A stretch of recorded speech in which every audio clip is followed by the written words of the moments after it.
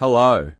In the previous lesson, we created a counter using forward and backward buttons. Now we will recode the same application using a different method.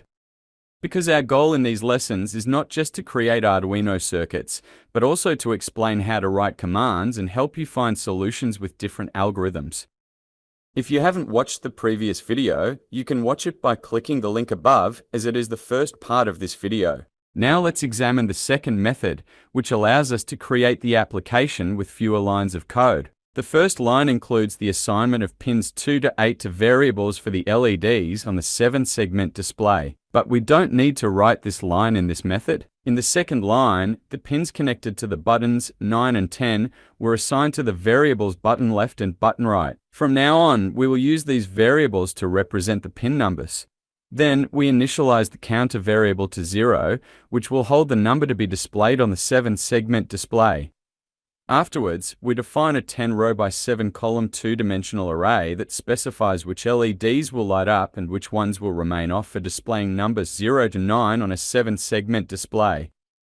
Here, the number 10 rows represents the count of digits, as we can display 10 digits on the 7-segment display, and the 7 columns denote the segment states. Since the first dimension of this array is 10, after the first curly brace, there are curly braces for each of the 10 digits, which then close followed by the closing of the first curly brace. The second dimension of the array is 7, and within these inner curly braces, the states off or on of the LEDs on the 7-segment display are listed, with all elements separated by commas. Since we are not using the decimal point, the value is 7. If we were to use the decimal point, we would need to define an array with 8 columns. For example, to display the digit 0, all LEDs except for the G segment need to be on. Therefore, we send a value of 1 to the LEDs from A to F, which corresponds to pins 2 through 7, turning them on. We need to send a value of 0 to the G pin, which represents the 8th pin that should remain off, in order to display the digit 0. Similarly, the truth table required to display the other digits on the 7-segment display is listed sequentially below.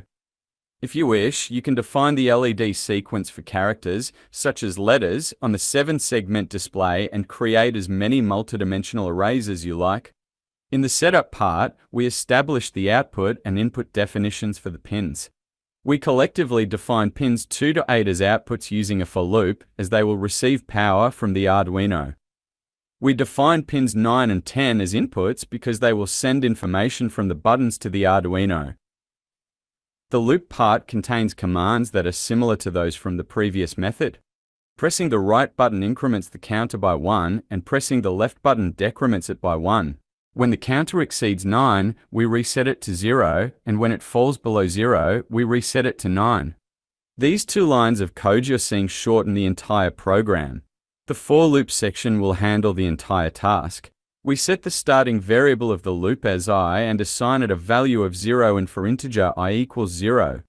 Then we specify that the loop should continue as long as the variable I is less than 7, because we are using 7 LEDs in the 7-segment display. And each time, we ensure that the loop variable increases by 1. So in this line, we've created a loop that runs 7 times, with values ranging from 0 to 6, corresponding to the pins connected to the 7-segment display. Afterward, using the digital write command, which takes 2 parameters, pin number and value, we will determine the status of the LEDs on the 7-segment display based on the truth table array. We used I+2 for the pin number in the array because we skipped the 0 and 1 pins on the Arduino, starting our LED connections from pin 2. In each iteration of the loop, the values from the truth table will be assigned to these pins to determine the state of the LEDs. And in each loop iteration, the value from the truth table matrix, corresponding to the current counter values row and the current loop iterations column, will be fetched as 1 or 0 and will determine whether the LED will light up. For example, in the first iteration, I is 0 and counter is 0. Accordingly, the code on the screen is being processed first. This means assigning the value of 1, which is located in the first row and first column of the truth table, to pin number 2. As a result, LED A of the 7-segment display lights up. In this manner, until the loop reaches 5, LEDs A to F on the 7-segment display will light up because they are all set to 1 in the truth table. In the final loop, I is 6. Therefore, the value 0 from the first row's last element of the truth table will be written to pin 8. Because it receives the value 0, the GLED will remain off. When the loop is completely finished, the display will show the number 0. When we run the simulation, pressing the right button will increase the counter and reset it to 0 upon reaching 9, and pressing the left button will decrement the counter, and if it goes below 0, it will wrap around to 9. If we recall the long method, we were exposed to long lines of code along with switch case statements.